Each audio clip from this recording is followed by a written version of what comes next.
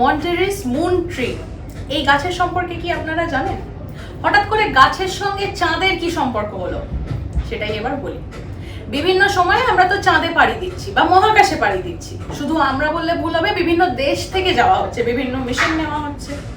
তো একটি joint project করা হলো, সালটা হচ্ছে 1971। সেই সময় দাঁড়িয়ে নাসা এবং ইউএস ফরেস্ট্রি তারা দুজনে মিলে ঠিক করলেন যে দেখা হবে যে চাঁদেও গাছ রোপণ করা যায় কিনা।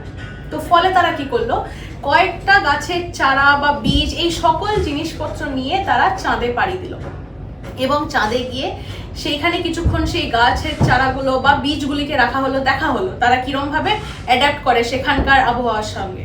তারপর যখন তারা ফিরে আসলো, ফিরে এসে ক্যালিফোর্নিয়াতে সেই বীজগুলি রোপণ করা হয়। আর তারপরে যে গাছগুলি বড় হয়েছে এখন, সেই গাছগুলিরই নাম কিন্তু মন্টেরিস মুন ট্রি, কারণ যেহেতু এই বীজগুলি আবার চাঁদ থেকে নিয়ে আসা হয়েছে। ইন্টারেস্টিং না? এইরকম ফ্যাক্টস কিন্তু রয়েছে আপনাদের জন্য।